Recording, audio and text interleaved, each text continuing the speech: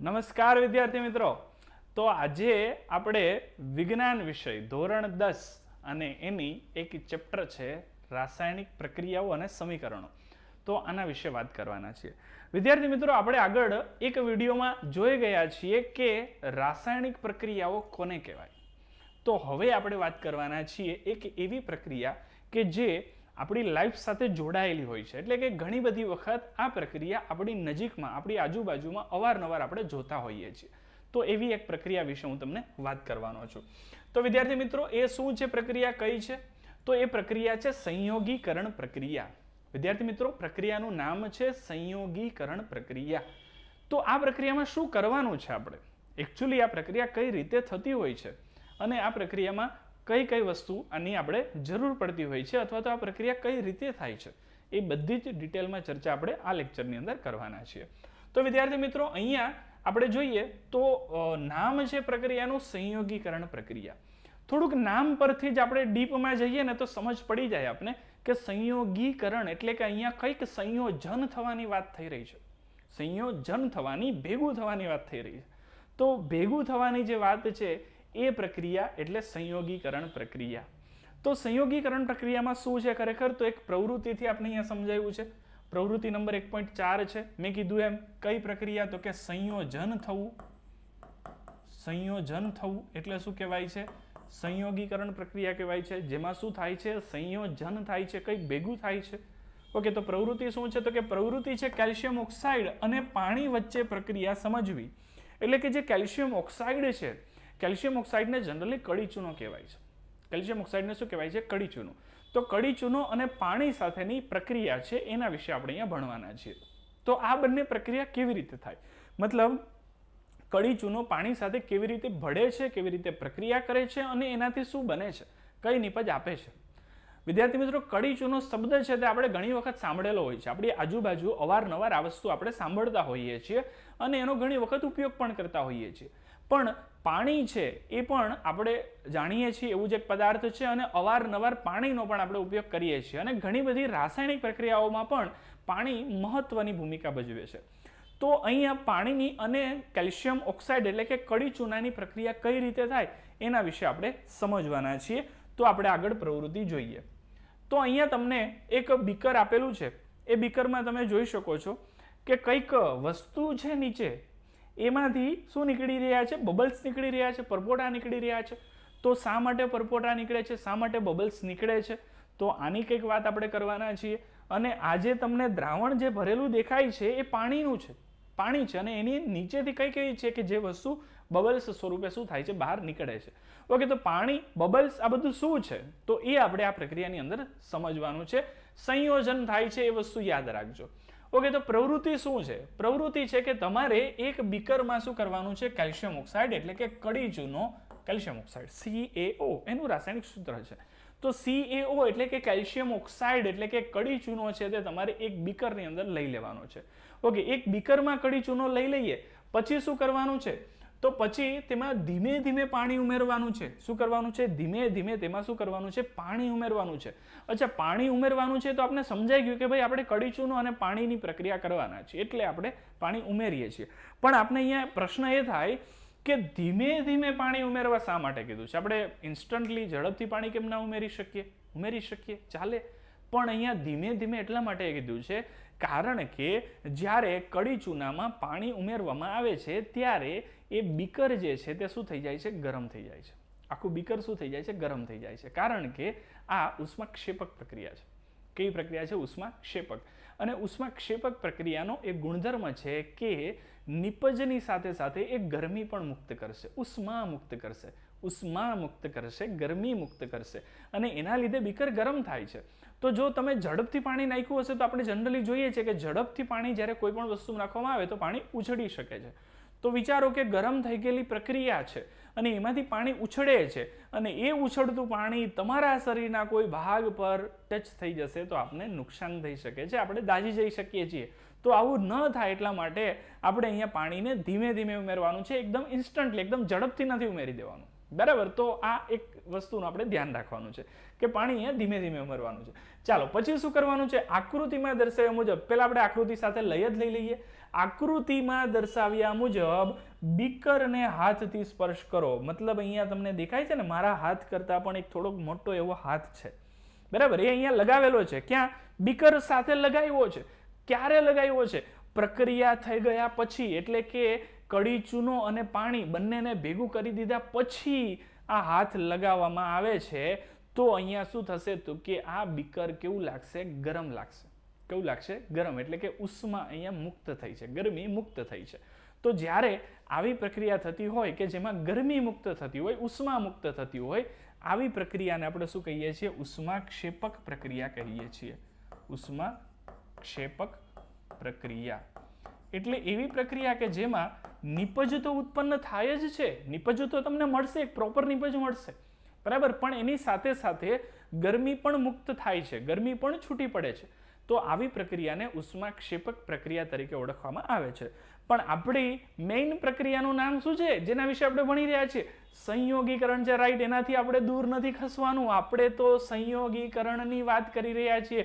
ઉષ્માક્ષેપક તો by default વધારાની આવી ગઈ, એક બીજું નામ એક્સ્ટ્રા એડિશનલ નામ આપી દીધું આપણે કે જેમાં ગરમી છૂટી પડે છે તેને ઉષ્માક્ષેપક કહીએ છીએ. પરંતુ આપણી મેઇન થિયરી નથી. આપણી મેઇન થિયરી યાદ કરો, સંયોગીકરણ પ્રક્રિયા છે. ઓકે, તો આપણે એના પર જઈએ. તો સંયોગીકરણ પ્રક્રિયા એટલે કે ઉપરોક્ત પ્રવૃત્તિના સંદર્ભમાં નીચે કેટલાક પ્રશ્નો આપ્યા છે આપને. હવે જ્યારે આપણે પ્રશ્નોના જવાબ જોતા જશું ને એટલે આખી પ્રક્રિયા આપણે સમજ પડી જશે કે ખરેખર સંયોગીકરણ પ્રક્રિયામાં શું છે, કેવી રીતે સંયોગીકરણ પ્રક્રિયા થાય છે અને એ પ્રક્રિયાના અંતે કેવી નિપજ મળે છે, બરાબર. તો સંયોગીકરણ પ્રક્રિયા છે એ શું છે ખરેખર? તો અહીંયા પહેલો પ્રશ્ન આપણે આપ્યો છે કે કડી ચૂનો અને પાણી દ્વારા શું બને છે અને પ્રક્રિયા લખો. એટલે કે કડી ચૂનો અને પાણી બંનેને ભેગું કર્યું તો શું બન્યું? બને છે શું? એટલે કે પ્રોડક્ટ શું મળે છે, બરાબર. અહીંયા નવી વસ્તુ જે બને છે તે કઈ બને છે તો એ અહીંયા સમજાવવાનું છે આપણે. તો કડી ચૂનો અને પાણી બંને ભેગું થાય છે તો ત્યારે ફોડેલો ચૂનો બને છે. શું બને છે? ફોડેલો ચૂનો. હવે આ ફોડેલો ચૂનો છે એ શું છે ખરેખર?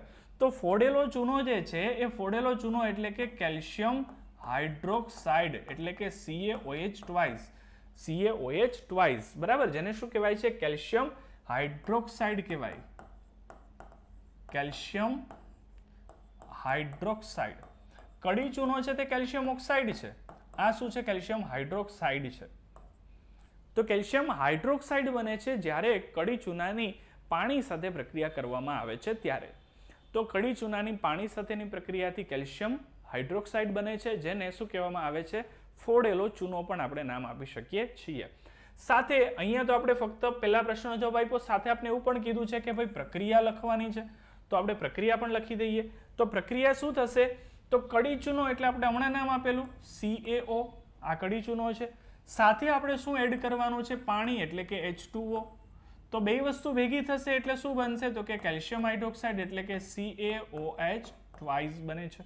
તો આ રીતે આપણી આ રાસાયણિક પ્રક્રિયા થઈ, બરાબર. શું થયું? વિચારો શું થયું?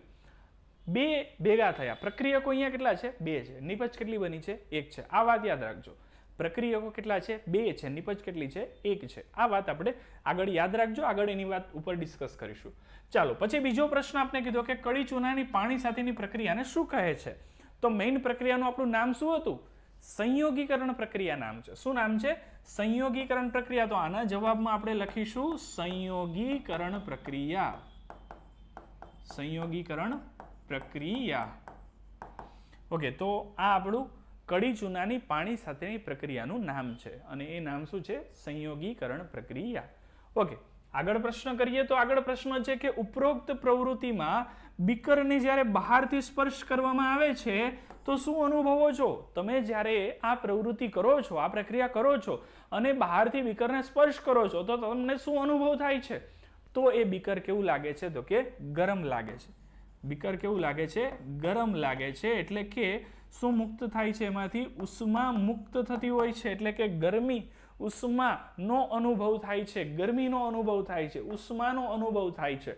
તો આ અનુભવ થતો હોય છે જ્યારે આપણે બીકરને બહારથી સ્પર્શ કરીએ છીએ પ્રક્રિયા થઈ ગયા પછી. પ્રક્રિયા થઈ ગયા પછી જ્યારે આપણે સ્પર્શ કરીએ છીએ ત્યારે બીકર આપણે ગરમ થઈ ગયેલું જણાય છે. ઓકે, નેક્સ્ટ ક્વેશ્ચન શું છે તો કે ફોડેલા ચૂનાનું રાસાયણિક સૂત્ર જણાવો. ફોડેલા ચૂનાનું રાસાયણિક સૂત્ર મિત્ર અહીંયા આપણે લઈ લીધું છે. આ શું છે? આપણું નિપજ છે ફોડેલો ચૂનો કેલ્શિયમ હાઇડ્રોક્સાઇડ એટલે કે CaOH ટ્વાઇસ કેલ્શિયમ હાઇડ્રોક્સાઇડ છે. આ એની શું છે તો કે નિપજ છે, એનો જવાબ છે. ફોડેલા ચૂનાનો જવાબ છે. ફોડેલો ચૂનો જે છે એ આપણે કયા સ્વરૂપે મળે છે? CaOH ટ્વાઇસ સ્વરૂપે એટલે કે કેલ્શિયમ હાઇડ્રોક્સાઇડ અહીંયા મળે છે. તો આ આપણી પ્રવૃત્તિ છે, બરાબર, એના કેટલાક જવાબ છે. અચ્છા, અહીંયા આપણે વિદ્યાર્થી મિત્રો પ્રવૃત્તિ કરીને સંયોગીકરણ પ્રક્રિયાને સમજવાનો પ્રયત્ન કર્યો છે, પણ એકચ્યુઅલમાં તમને કદાચ પ્રશ્ન પૂછાય કે ભાઈ સંયોગીકરણ પ્રક્રિયા કોને કહેવાય, ઉદાહરણ આપીને સમજાવો, તો પછી આપણે શું લખીશું અથવા તો શું જવાબ આપીશું એ સમજવા માટે આપણે આગળ જઈશું અને સમજી લઈશું. પણ ફરીથી એકવાર હું તમને બધા પ્રશ્નો છે એ રિવાઇઝ કરાવી દઉં. આપણે પહેલા શું લીધું? કડી ચૂનો અને પાણી દ્વારા શું બને છે? ફોડેલો ચૂનો બને છે. પ્રક્રિયા છે CaO+H2 અને એમાંથી બને છે CaOH ટ્વાઇસ. બીજો પ્રશ્ન લીધો કે કડી ચૂનાની પાણી સાથેની પ્રક્રિયા કઈ છે? તો કે સંયોગીકરણ પ્રક્રિયા છે. ત્રીજો પ્રશ્ન છે કે ઉપરોક્ત પ્રવૃત્તિ જ્યારે આપણે કરીએ છીએ ત્યારે બીકરને બહારથી સ્પર્શ કરતા શું અનુભવ થાય છે? તો કે ગરમી મુક્ત થતી હોય એનો અનુભવ થાય છે, એટલે કે બીકર ગરમ લાગે છે, ઉષ્મા મુક્ત થતી એવું લાગે છે. અને ચોથો પ્રશ્ન આપણે જોયો કે ફોડેલા ચૂનાનું રાસાયણિક સૂત્ર શું છે? તો એનું સૂત્ર છે કેલ્શિયમ હાઇડ્રોક્સાઇડ એટલે કે CaOH ટ્વાઇસ. ઓકે, હવે આપણે અહીંયા પ્રશ્ન પૂછ્યો છે કે સંયોગીકરણ પ્રક્રિયા કોને કહે છે અને તે ઉદાહરણ આપીને સમજાવો. જ્યારે આવો પ્રશ્ન પૂછાય, વિદ્યાર્થી મિત્રો તમને એક સરસ વાત કહી દઉં કે આ પ્રશ્ન છે ને એ આ પાઠનો ખૂબ જ IMP પ્રશ્ન છે. આ પ્રશ્ન છે તે IMP છે અને ઘણી બધી વખત પૂછાઈ ગયો છે, ઘણી બધી વખત પૂછાઈ ચૂક્યો છે, એટલે આપણે આને ખાસ ધ્યાનમાં લઈશું. આ પ્રશ્ન તમને 2 ગુણમાં યા તો પછી 3 ગુણમાં પૂછાઈ શકે છે. ઘણી વખત 2 ગુણમાં પૂછાય છે તો ઘણી વખત 3 ગુણમાં પણ પૂછાઈ શકે છે. તો આપણે એ હિસાબે તૈયાર કરવાનો છે. હવે 2 ગુણમાં પૂછાય તો શું લખવું, 3 ગુણમાં પૂછાય તો શું લખવું. હવે તમને ચોક્કસ પ્રશ્ન થાય કે સર તો 2 ઓપ્શન આપી દીધા કે 2 માં પણ પૂછાઈ શકે, 3 માં પણ પૂછાઈ શકે, પણ 2 માં પૂછાય તો કેટલું લખવાનું, 3 માં પૂછાય તો કેટલું લખવાનું, તો એની ડિટેલ ચર્ચા હું તમને હમણાં કરી દઉં છું. ઓકે, તો સૌપ્રથમ તો આપણે આની વ્યાખ્યા લખી દઈશું કે સંયોગીકરણ પ્રક્રિયા કોને કહેવાય છે? તો જે રાસાયણિક પ્રક્રિયામાં 2 કે તેથી વધુ પ્રક્રિયકો વચ્ચે પ્રક્રિયા થઈ અને એક જ નિપજ બનતી હોય તેવી પ્રક્રિયાને શું કહેવાય છે? સંયોગીકરણ પ્રક્રિયા, કોમ્બિનેશન રિએક્શન તરીકે ઓળખવામાં આવે છે. વિદ્યાર્થી મિત્રો, રાસાયણિક પ્રક્રિયાનું નામ સંયોગીકરણ પ્રક્રિયા છે. મતલબ મેં તમને કીધું હતું કે સંયોજન થવું એટલે કે ભેગા થવું. આપણે લેક્ચરની શરૂઆતમાં જ વાત કરી હતી કે અહીંયા કઈ ભેગા થવાની વાત થઈ રહી છે. તો જ્યારે આવું ભેગા થવાની વાત હોય પછી મેં તમને જ્યારે સૂત્ર લખીને આપ્યું હતું અહીંયા ત્યારે પણ કીધું હતું કે યાદ રાખજો CaO+H2O માંથી CaOH ટ્વાઇસ બને છે. મતલબ પ્રક્રિયકો કેટલા છે? 2 છે અને નિપજ કેટલી છે? 1 છે. તો એ જ આપણી વ્યાખ્યા છે. જુઓ, રાસાયણિક પ્રક્રિયામાં 2 કે તેથી વધુ, હવે 2 જ હોય દરેક વખતે એવું જરૂરી નથી, એટલે 2 અથવા તો વધારે પ્રક્રિયકો ભેગા થાય અને નિપજ કેટલી બને છે? ફક્ત 1 જ નિપજ બને છે, બરાબર. 2 કે તેથી વધુ પ્રક્રિયકો ભેગા થાય છે અને ફક્ત કેટલી નિપજ બને છે? 1 જ નિપજ બને છે. તો 2 અથવા 2 થી વધુ પ્રક્રિયકો ભેગા થઈ અને 1 નિપજ બનતી હોય તેવી રાસાયણિક પ્રક્રિયાને શું કહેવાય છે? સંયોગીકરણ પ્રક્રિયા. અને ઇંગ્લિશમાં તેને કીધેલું છે combination reaction. Combination, combine, combine પરથી કોમ્બિનેશન શબ્દ આવે છે. તો કમ્બાઇન એટલે કે ભેગા થવું, બરાબર. કમ્બાઇનનું ગુજરાતી થાય છે ભેગા થવું. તો ભેગા થવું પરથી જ શબ્દ લીધેલો છે કોમ્બિનેશન રિએક્શન. રિએક્શન એટલે કે પ્રક્રિયા. તો આ સંયોગીકરણનું ઇંગ્લિશ કોમ્બિનેશન, ઇંગ્લિશ નામ પર હું ભાર એટલે આપું છું વિદ્યાર્થી મિત્રો, ઘણી વખત એવું પણ પૂછાઈ શકે છે કે કોમ્બિનેશન પ્રક્રિયા સમજાવો, ઉદાહરણ આપો. તો આપણે આવડતી હોય સંયોગીકરણ પ્રક્રિયા, પણ નામ જ આપણે નથી ખબર કે સંયોગીકરણને ઇંગ્લિશમાં કોમ્બિનેશન કહેવાય. તો આવું થાય છે ઘણી બધી વખત. ગુજરાતી મીડિયમના વિદ્યાર્થીઓને પણ અમુક પ્રક્રિયાઓ, એટલે જનરલી જે પ્રક્રિયાના નામ પૂછાય છે એ જ હું તમને કહીશ. તો કોમ્બિનેશન રિએક્શન પણ ઘણી વખત પૂછાય છે. એટલે કે સંયોગીકરણ પ્રક્રિયાના બદલે તમને કોમ્બિનેશન પ્રક્રિયા એટલે શું ઉદાહરણ આપી સમજાવો આવું પૂછાય તો પણ તમને ખબર હોવી જોઈએ કે આ એક સંયોગીકરણ પ્રક્રિયાની વાત છે. તો ઘણી બધી વખત આપણે આ નામ છે તે યાદ રાખવા જરૂરી બની જતા હોય છે. તો આ રાસાયણિક પ્રક્રિયા છે તે સંયોગીકરણ પ્રક્રિયા છે. ઓકે, ચાલો હવે એના કેટલાક ઉદાહરણની વાત કરીએ. તો આપણે ઉદાહરણ પણ જરૂરી છે અહીંયા, બરાબર. ઉદાહરણ લખવા પડશે જ્યારે આપણે આ સંયોગીકરણ પ્રક્રિયા કરતા હોઈએ એ સમય દરમિયાન. તો આપણે એક ઉદાહરણ તો હમણાં જ ભણી ગયા છીએ, એ જ ઉદાહરણ આપણે લખી દઈશું. CaO છે, બરાબર. આ કઈ અવસ્થામાં હશે? સોલિડ અવસ્થામાં હશે. એની આપણે કોની સાથે પ્રક્રિયા કરાવેલી હતી? તો કે H2O એટલે કે પાણી સાથે. પાણી કયા ફોર્મમાં હોય છે? લિક્વિડ ફોર્મમાં હોય છે. અને એમાંથી શું બને છે? તો કે CaOH ટ્વાઇસ બને છે. અને આ છે તે જલીય સ્વરૂપ હોય છે એટલે એને AQ લખાશે, બરાબર. જલીય હોય એટલે AQ લખાશે. તો આ આપણું પહેલું અને એકદમ સરળ ઉદાહરણ થઈ ગયું. વિદ્યાર્થી મિત્રો, ઘણા બધા ઉદાહરણ એવા હોય કે જે એક કરતાં વધુ પ્રક્રિયામાં કામ લાગતા હોય. જેમ કે તમને ઉષ્માક્ષેપક પ્રક્રિયા પૂછી હોય તો પણ તમે આ ઉદાહરણ લખી શકો, કારણ કે અહીંયા પ્લસ શું થાય છે? ઉષ્મા પણ મુક્ત થતી હોય છે બાય ડિફોલ્ટ, વધારાની, બરાબર. ઉપનિપજ કહેવાય છે. આવી નિપજની સાથે જે મુક્ત થતી હોય તે ઉપનિપજ, જેની આપણે જરૂર નથી હોતી પ્રક્રિયામાં. તો આમાં બે પ્રક્રિયકો છે અને એક નિપજ છે. ઉષ્માને આપણે એક નિપજમાં ન ગણી શકીએ, એટલે કે આપણા રાસાયણિક પદાર્થમાં નથી ગણતા. ઉષ્મા વધારાની વસ્તુ છે એટલા માટે. તો નિપજ એક જ કહેવાય છે. એટલે બે પ્રક્રિયકો ભેગા થઈ અને એક નિપજ બને છે, ત્યારે આવી પ્રક્રિયાને આપણે શું કહીએ છીએ? સંયોગીકરણ પ્રક્રિયા કહેવામાં આવે છે. એટલે કે અહીંયા શું થયું છે? તો કે સંયોજન જ થયું છે. પ્રક્રિયામાં શું થયું છે? પ્રક્રિયકોનું સંયોજન થયું છે. એટલે આ પ્રક્રિયાને આપણે શું કીધું છે? સંયોગીકરણ પ્રક્રિયા તરીકે ઓળખીએ છીએ. ઓકે વિદ્યાર્થી મિત્રો, આપણે કેટલાક બીજા ઉદાહરણો પણ આના જોઈએ, એટલે કે થોડાક અન્ય ઉદાહરણો છે એની પણ ચર્ચા કરી લઈએ. તો કોમ્બિનેશન રિએક્શનના ઉદાહરણો તો આપણી પાસે ઘણા બધા છે, પણ હું તમને એક બે ઉદાહરણ આપી દઉં. જેમ કે H2 ગેસ છે, હાઇડ્રોજન ગેસ સ્વરૂપે હોય છે, વાયુ સ્વરૂપે. અને O2 છે એ પણ ગેસ સ્વરૂપે હોય છે, બરાબર, વાયુ સ્વરૂપે. આ બંનેને જો ભેગા કરવામાં આવે તો એમાંથી H2O બને છે અને એ હોય છે લિક્વિડ સ્વરૂપે. H2O છે તે શું છે? પાણી છે. તો હાઇડ્રોજન અને ઓક્સિજન બંને ભેગા થઈ અને પાણી બનવાની જે આ પ્રક્રિયા છે એ પણ શું છે? સંયોગીકરણ પ્રક્રિયા છે. શા માટે સંયોગીકરણ છે? જુઓ, બે પ્રક્રિયકો છે, H2 અને O2, અને એમાંથી કેટલી નિપજ બને છે? ફક્ત એક જ, H2O. અને સરળ પણ છે, યાદ રાખવું. પણ વિદ્યાર્થી મિત્રો, આવા જ્યારે પણ ઉદાહરણ લખતા હોય ત્યારે આપણે યાદ રાખવાનું છે કે સમીકરણ આપણું સંતુલિત હોવું જોઈએ, અને સંતુલિત કરવું ખૂબ જ જરૂરી છે. એટલે હું તમને આ સમીકરણ સંતુલિત કરીને બતાવીશ. અહીંયા O કેટલા છે? તો કે 2 છે. તો અહીંયા O 2 કરવા માટે આગળ 2 લખી દઈશું.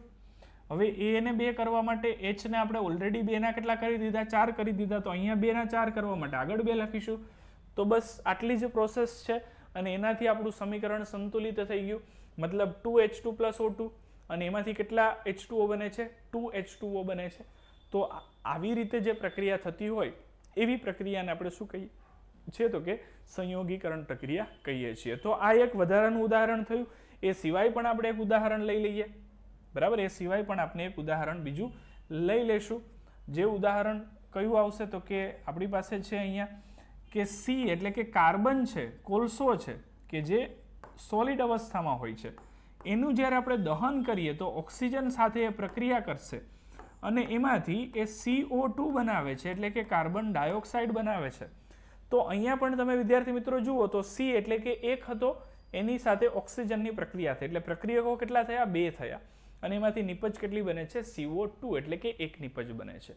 તો આ પ્રક્રિયાને પણ આપણે અહીંયા ગણાવી શકીએ છીએ. અને એક લાસ્ટ આપણે લઈ લઈએ, ત્રીજું ઉદાહરણ. એમાં આપણે લઈશું Mg, મેગ્નેશિયમ, જે ઘન અવસ્થામાં હોય છે, અને તેની દહનની ક્રિયા એટલે કે ઓક્સિજન સાથેની પ્રક્રિયા. અને એનાથી પણ શું બને છે? MgO બને છે, મેગ્નેશિયમ ઓક્સાઇડ બને છે, અને જે સોલિડમાં હશે, બરાબર, સોલિડ સ્વરૂપે હશે. તો આ જે પ્રક્રિયા થઈ એ પ્રક્રિયામાં પણ વિદ્યાર્થી મિત્રો તમે જોઈ શકો છો કે બે પ્રક્રિયકો છે અને બે પ્રક્રિયકો ભેગા થઈ અને એક જ નિપજ બને છે. તો જે પ્રક્રિયાઓમાં બે પ્રક્રિયકો ભેગા થઈ અને એક નિપજ બનતી હોય તેવી પ્રક્રિયાને શું કહેવાય છે? સંયોગીકરણ પ્રક્રિયા કહેવાય છે. હવે વાત કરીએ વિદ્યાર્થી મિત્રો કે ભાઈ 2 ગુણમાં પૂછાય તો શું લખવાનું છે અને 3 ગુણમાં પૂછાય તો શું લખવાનું છે? તો બહુ જ સરળ છે વિદ્યાર્થી મિત્રો સમજવું કે જો તમને 2 ગુણમાં પૂછાય તો એક ગુણ તમને વ્યાખ્યાનો મળશે અને એક ઉદાહરણનો મળશે, એટલે કે જે આપણે પહેલું ઉદાહરણ લખ્યું છે તેનો. બરાબર, તમને આ 2 ગુણ મળી જશે. હવે જો તમને 3 ગુણમાં પૂછાય તો એનો અર્થ એવો કે તમારે 1 ગુણ વધારે મેળવવા માટે થોડું વધારે લખવું પડશે. અને એ થોડું વધારે શું લખીશો તો તમે આમાંથી કોઈ એક વધારાનું ઉદાહરણ યાદ રાખી શકો છો અને એ તમને એક 3જો માર્ક્સ પણ અપાવી શકે છે. અચ્છા, હવે વધારે તમે આમાં જો લખવા માંગતા હો, 2 ગુણમાં મેં કીધું એટલું ઇનફ છે, પણ છતાં બી વધારે લખવા માંગતા હો તો આ જે પ્રક્રિયા આપણે કરી છે એને તમે સમજાવી શકો છો. એટલે કે જે સૂત્ર લખ્યું છે એને જ સમજાવવાનું છે. સમજાવી કઈ રીતે શકીએ છીએ આપણે? તો અહીંયા સમજાવી શકીએ છીએ કે કડી ચૂનો છે કેલ્શિયમ ઓક્સાઇડ, તેની પાણી સાથે પ્રક્રિયા કરવાથી ફોડેલો ચૂનો એટલે કે કેલ્શિયમ હાઇડ્રોક્સાઇડ બને છે. આ પ્રક્રિયા સંયોગીકરણ પ્રક્રિયાનું ઉદાહરણ છે. આટલું લખી દો અને તમે સમીકરણ લખી દો. એટલે તમારી આખી વાત છે એ સમીકરણ એક ડિસ્ક્રિપ્શન સાથે જશે અને આવું લખાણ કરવાથી તમારું પેપર છે તે થોડું સારું પણ દેખાશે. એટલે તમે જે સમીકરણ લખો છો એને તમે સમજાવો છો, બસ આટલું જ છે. અને આ તમને 2 ગુણ પૂરા આપશે. એટલે આ 1 ગુણનું તમારું સમીકરણ છે અને એની સાથે થોડું વધારે લખશો તો આ સમીકરણના તમને 1 ગુણ પૂરા મળી જશે. 1 ગુણ તો સમીકરણના મળવાના જ છે, પણ તમારા પેપરમાં ઇમ્પ્રેશન વધુ સારું પડવાથી તમને 1 ગુણ કન્ફર્મ અપાવી શકે છે. તો મેં કીધું એમ 2 ગુણમાં તમારે એક વ્યાખ્યા, એક ઉદાહરણ લખવાનું છે અને જો 3 ગુણમાં પૂછાય તો વ્યાખ્યા, ઉદાહરણ અને એક અન્ય ઉદાહરણ કરીને એક ઉદાહરણ લખી દેવાનું છે. જો આટલું કરી દેશો વિદ્યાર્થી મિત્રો તો આ થિયરી તમારા માટે એકદમ સરળ બની જશે. તો વિદ્યાર્થી મિત્રો, આજના લેક્ચરમાં આપણે આટલી જ વાત કરીએ છીએ. જ્યારે નેક્સ્ટ ટાઈમ ભેગા થઈશું ત્યારે હું તમારી સાથે આવી જ કોઈક એક નવી પ્રક્રિયા છે એના વિશે વાત લઈને આવીશ. જય હિન્દ, જય ભારત, ગુડ બાય.